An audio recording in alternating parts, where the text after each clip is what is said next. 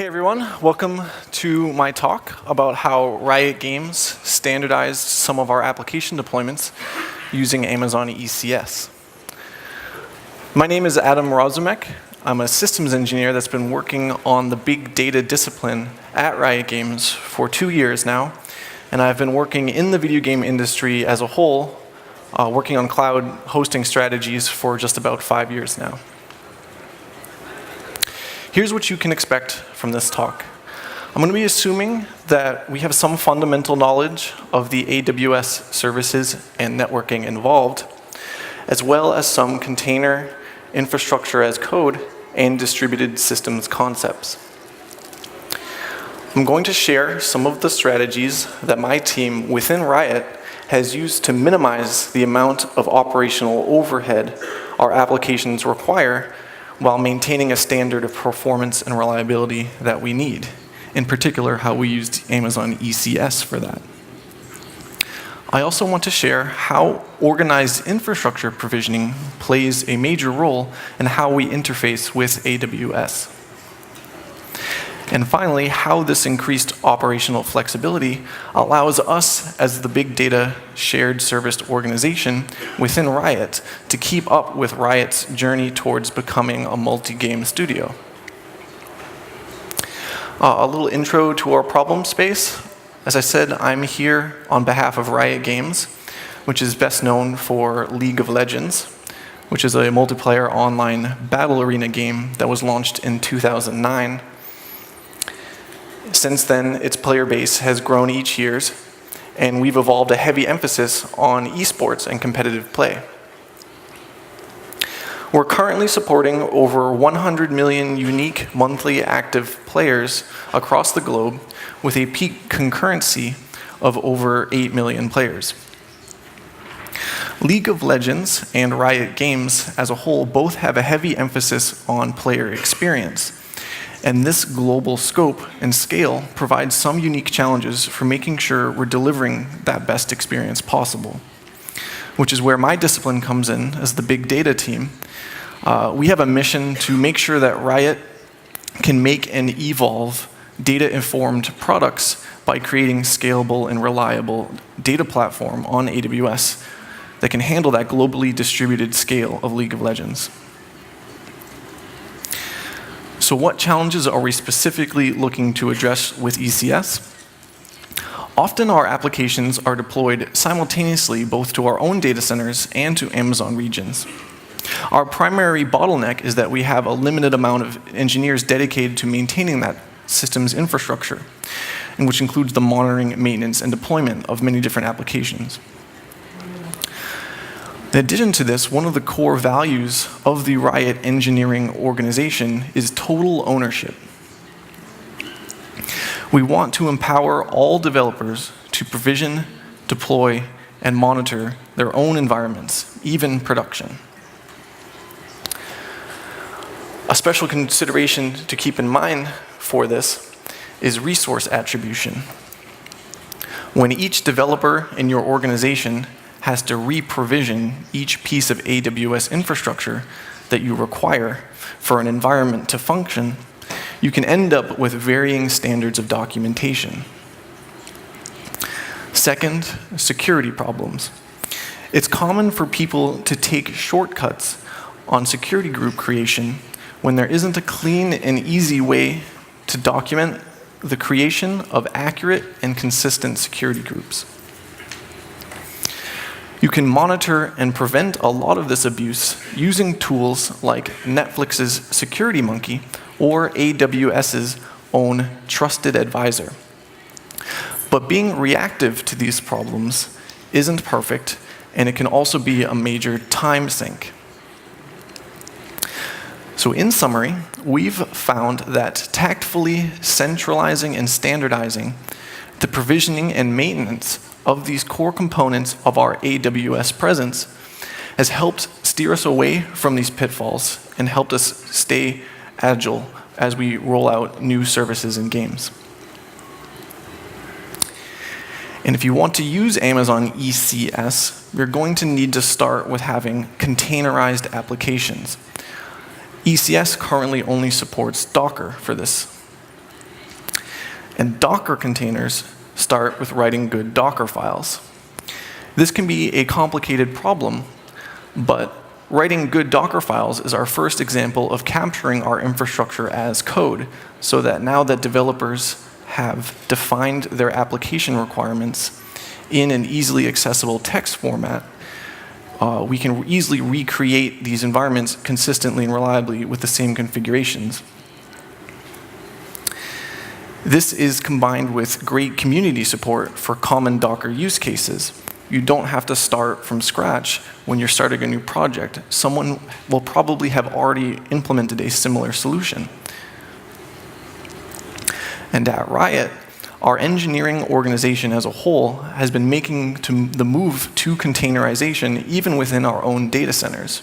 So other engineering teams at Riot are helping us maintain central container services such as log aggregation and container repository management, which my team can use without having to take on the responsibility ourselves. But my team has a uniquely heavy AWS presence, so we have to have some special considerations. Once you start adding an extra level of abstraction through running your already ephemeral containers on someone else's virtualized machines on the cloud, it can be hard to stay confident that your application will maintain the reliability you may take for granted within your own data centers. Your containers sometimes will stop. EC2 instances will sometimes go down for maintenance, and you have to monitor for these events. And design your infrastructure and applications in such a way that they can gracefully handle these situations and automatically recover from them. To keep your desired amount of containers running while you're sharing resources within a cluster, you're going to want to use a centralized scheduler to distributing these tasks correctly across your cluster. But even with that solid scheduling, you will need to provision the cluster fabric that your fleet of containers will run on. But luckily, within the last year or so, Amazon has been rolling out solutions to all of these problems within their suite of container orchestration services in Amazon EC2 Container Service. The service itself involves no extra software to install or manage, as long as you start from their ECS optimized base AMI. It's designed specifically to be used with other AWS services that we're already familiar with. And it provides all of the scheduling and container management benefits we were looking for. It's also free. ECS is relatively new. It was announced in November of 2014 at reInvent 3 years ago. In fact, it wasn't generally available and deployed to all of the regions that my team utilized until about a year ago. And unfortunately, it is still pending implementation in the Seoul region. But this year, or in late 2016, we saw several major feature releases that pushed us to start heavily migrating our applications and deployment strategies to take advantage of it. Service scaling was introduced in May, and it allows you to reason with task definitions in a way that's similar to autoscaling EC2 instances, where we can respond to increased load by scheduling more tasks. Task-specific IAM roles were a recent security feature that allow you to utilize the same instance IAM roles that you're used to and apply those to individual tasks within ECS. This means that you can share different applications on the same cluster without contaminating each other's security and privileges. Application load balancers, or ALBs, were released in August last year and were a huge benefit to the usability of ECS. Even with the task-specific IAM roles, until we had ALBs with their concept of target groups, we were limited by being unable to schedule multiple copies of a service listening on a particular port. on the same Docker host unless we created our own load balancing solution. But now ALBs can handle that for us. So ECS offers a limited functionality to provision your EC2 instances for you for the clusters that you will schedule your Docker containers on. But you can expand upon that greatly if you create your own solution to create these instances. And we want to encapsulate that process in a repeatable, maintainable orchestration so that we can create as many environments as we need. Because remember, we have a focus on total ownership. We want anyone on our team to be able to launch any environment that they need. And to solve this problem, my team uses a tool called Terraform. Terraform is a HashiCorp product designed to be a platform-agnostic solution, but it is analogous to Amazon's CloudFormation service, and you could easily use that as well. One of the most common use cases for provisioning infrastructure is launching a VPC, and this is the basic building block for any application that you want to run. Here we have a diagram of our current high-level approach to VPC design that meets our specific business needs. We launch a VPC that has a NAT, VPN, and internet gateway configured to allow all of the network communication that we need with the rest of our ecosystem. We also launch a series of common services, such as custom DNS and NTP solutions, into their own specially configured subnets with detailed business-specific route tables. Launching a VPC with this precise configuration from scratch can involve individually provisioning dozens of resources with very specific configurations. But we want to make sure that anyone on our team can create a VPC for each application or even potentially each environment within each application.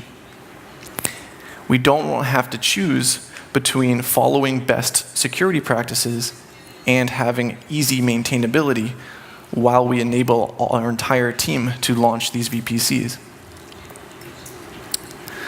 So if you capture that VPC design in your Terraform template or Amazon CloudFormation template, you can repeatedly launch it without having to worry about configuration drift.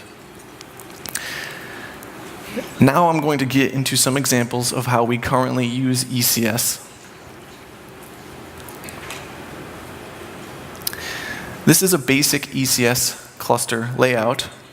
All of the components that we launch here, we manage within Terraform, but you could also capture within CloudFormation.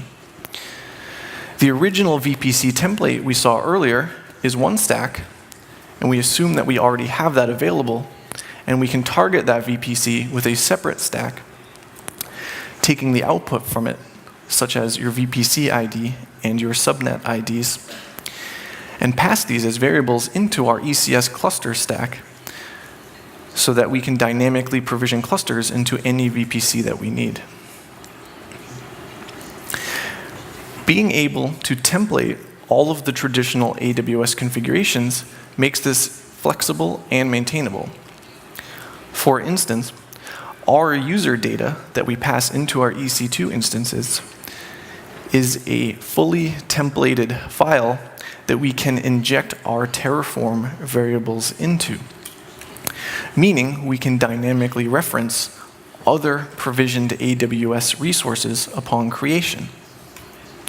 For ECS in particular, you can use this to pass in custom Docker registry authentication tokens to use any registry service that you need. This is an example using Terraform of how we can compose multiple stacks together and connect their input and output variables. The details of what's written here aren't as important, but the idea here is that we have one module that handles launching our subnets. And we have another module that handles creating our security groups. And we simply just pass the output of those modules into our third module, which is a combination of all of our submodules, which will create our ECS cluster. Another example of capturing your infrastructure as code is here we can create very different ECS clusters for separate purposes just by changing a couple lines of code.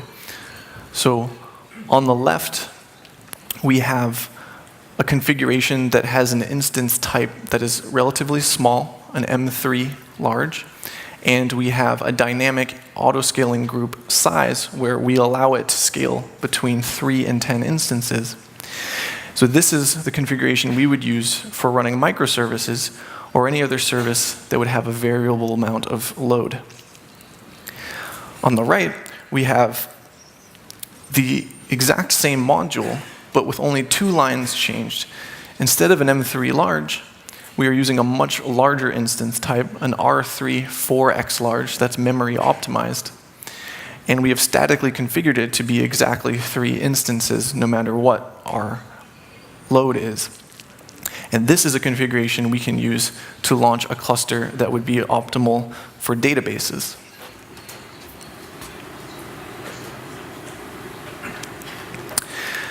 And so, once we have launched one or many ECS clusters that match a hardware profile that makes sense for our application, we can start templating the actual services that we will run on ECS.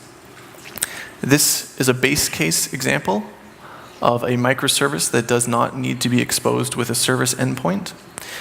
And we can take this and make a simple addition of an application load balancer, and we can reuse all of that logic in addition to the ALB logic to create a similar service that can handle a public service endpoint. We can take a step back and apply that composability even to the instances within the cluster itself, where we can take the cluster we were talking about earlier and now modify it by dynamically attaching EBS volumes to it. And now you can maintain the state of your application beyond the lifetime of a container, and even beyond the lifetime of any individual EC2 instance within your cluster. So now your application can maintain its state even through a disaster recovery scenario where you need to recreate your cluster. So throughout my team's journey using ECS, we've learned some things that work for us and some things that don't, and I'll try to share these stories with you in no particular order. We want to keep our infrastructure templates composable, so we want to decouple these services wherever it makes sense. You could technically add all of the components of your infrastructure from the ground up to one template. But in practice, that can become unwieldy and inflexible. It can also be scary when you realize that in this one template, you have the ability to delete or update all of your instances or resources with 1 or 2 commands. However, you also don't want to separate your templates too much. There is some additional complexity involved connecting the inputs and outputs from each of your modules, and you don't want to have to coordinate multiple different stacks just to do a single deployment, if you can avoid it. One nice rule of thumb that we've discovered is that if you can reason about a set of infrastructure as one logical group, such as when I talk about an ECS cluster, you can keep that as one stack. All of the components that make up an ECS cluster, you can combine together into one template. But it is just as much magic as it is science.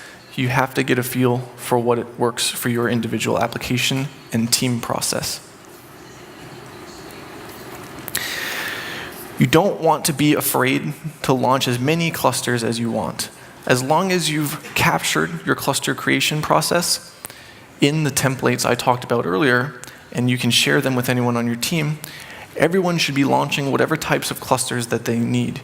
You want to share your clusters amongst applications whenever you can, because it can save you a lot of money on resources, but don't risk it if your team is worried about sharing one cluster with different applications where they may consume too many resources or there may be security concerns.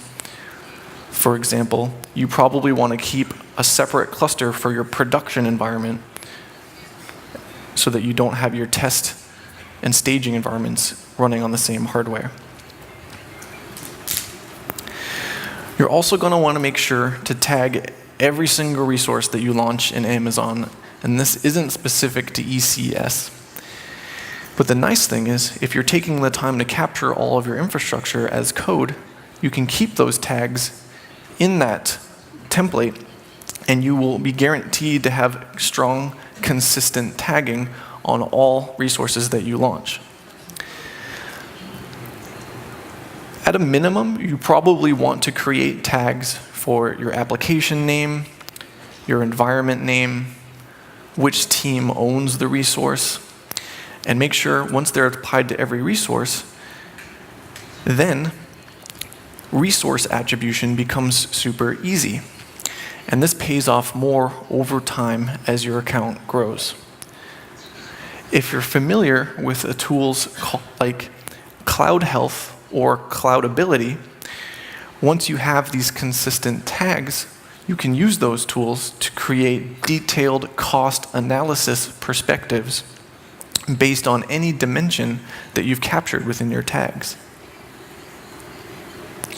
You're also going to want to centralize your logs. Use the Docker log driver functionality to forward all of your logs to one place so that you don't lose them as your hosts and containers are destroyed.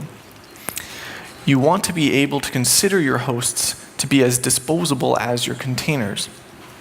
So send anything you might need to debug application issues to separate hardware. My team uses an Elastic Stack for this, which is a combination of Elasticsearch, Logstash, and Kibana, but Amazon has its own offering within Amazon CloudWatch Logs, which has an integration with ECS. Another thing to keep in mind is that there's a rapid evolution of features within Amazon Web Services, and staying up to date with what's coming out for the products that you're using can be very beneficial. As I mentioned earlier, the features that enabled the patterns that I've shared are less than a year old in some cases. And this year, I expect there to be new features introduced that will change our approach even more. It's very useful to check the Amazon blog regularly and stay in touch with your solutions architects. We've talked about how to provision AWS infrastructure and to containerize your applications. But one remaining piece of undocumented infrastructure as code is how you created your base AMI for the basic configuration of your applications on your instances. So Amazon provides the ECS optimized base AMI, but you may want to make changes to it, such as to implement centralized logging. And you can capture how you generate that AMI using configuration management tools like Puppet, Chef, or Ansible.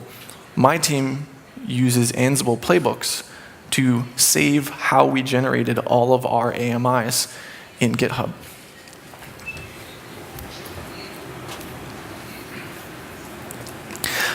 Another important consideration is that when you're creating your task definitions, you want to pay close attention to what your maximum memory is that you allocate to each task. The way scheduling guarantees that your cluster will have enough capacity to schedule your tasks is that if any individual process exceeds its memory cap, its hard memory cap, ECS will immediately terminate that task. And since your scheduler will reschedule the task as soon as it dies, you may not even notice that there's a problem happening. But it's important to notice because this could cause some strange behavior if it's quickly cycling. In a worst case scenario, whether it's due to unexpectedly high load or a bad configuration after a deployment, your application may be getting cycled almost immediately after you launch it. And we don't want to accidentally mask these issues with our rescheduled tasks. In ECS, one convenient way to make sure that this isn't happening is to take advantage of the CloudWatch metrics that AWS is already collecting for you. And this graph is an example of an out-of-the-box monitoring that we are getting without any additional configuration within Amazon. That about wraps it up for our ECS story. There are a lot of similar stories about solving engineering challenges with containers and other technologies shared by other teams at Riot on our engineering tech blog, which is updated frequently. We also have a data science specific blog that showcases some experimental game design research done by my team with the data that we've collected through the architectures I've shared with you today.